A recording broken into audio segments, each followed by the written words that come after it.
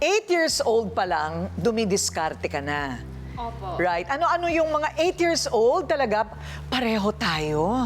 Nagbebenta na rin ako ng kung ano-ano dati. Ikaw, ano yung binibenta mo? So, nung 8 years old po ako, naglalako na ako sa classroom ng mga bracelets, ng mga pagkain sa teachers ko. Pero, naging mas seryoso talaga ako sa pagnenegosyo when I was 13 na po. Ano talaga? So magkano mo binibenta yung mga bracelet? Yung mga bracelet po, when I was 8, na binibenta ko siya ng mga 20, 25 pesos. And then, yung kinikita ko nun is, yun na yung nagiging baon ko or pinambibili ko ng mga gift ko sa mga friends ko. Oh, how nice. So buy and sell ka. Opo. Okay, so ano naman yung naging serious business mo nung 13 years old ka? So, nung nag-13 po ako, kasi pandemic nun, and then, nakita ko na nagte-trending na yung mga halaman. So, nag-buy-and-sell muna ako ng mga 2-3 halaman. Nagkakamali ako, pero nag-succeed naman po yung business na yon. It was with me for 3 years. Online? Yes po. And then, I was able to earn my first 6 figures when I was 14 na po. 6 figures at 14? How to be you? Oh, hindi ba? Kasi may pinagmanahan. Tatay niya yung katabi niya. Ano naman ang inyong diskarte?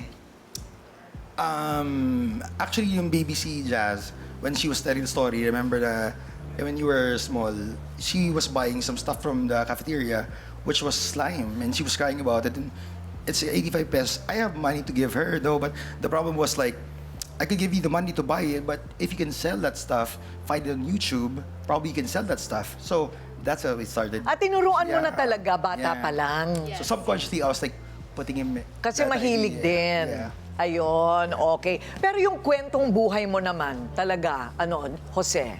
Yeah, actually, since birth, I've been around of the whole family's in business and politics at the same time. So, natutuwa lang ako, I see my child growing up as like our family, you know what I mean? Like, Yung success sa buhay, ano ang conclusion mo? Sipag? May taong swerte talaga? Or what? Ano ba talaga?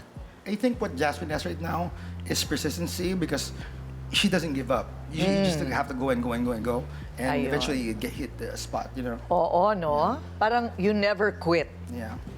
Ako po kasi, I think medyo nagkakaiba yung opinion ko sa maraming tao because hindi ako naniniwala sa swerte lang. I think kailangan mong dumiskarte para gumawa ng sarili mong swerte. So, paano ka mapupunta sa mga lugar na saswertehin ka? Mag-e-effort ka. Kapag gusto mong makakilala ng ibang tao na makakatulong sa'yo, pupunta ka sa mga lugar na yon and it takes effort and it takes diskarte para magkaroon ka rin ng swerte sa buhay. Tama naman din yun. Napaka-galing naman ng batang ito. Congrats! O Angel, iba naman yung sayo. Ang tingin mo, kung ipinanganak kang medyo dumidikit yung kamalasan sa'yo, pwede mo yang ayusin. Yes, ma'am. Right. Okay, ano naman ang paniniwala mo? Bali, ma'am, karamihan din naniniwala sa mga bracelet, sa mga gimat, mga ganun, ay meron talaga tayong swerte doon. Kasi meron ako, nangyari sa akin yon.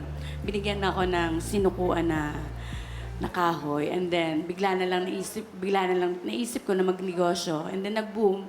At the same time, yung project ko, maraming project, sumabay yung catering ko, ng pagkain. So, swerte po talaga siya para sa akin. So, ang feeling mo, ang swerte ay naaakit. Yes po. Naaakit ng pananalita o ng mga bagay. Yes po. Ganon ba yon? Ang tingin mo, Laila? Ano yung sinukuan? Yung medyo ano na. Kahoy. Alam ko kasi ako yung sinukuhan eh. Oo Yung nga, kahoy. Marami na nga eh. Charing!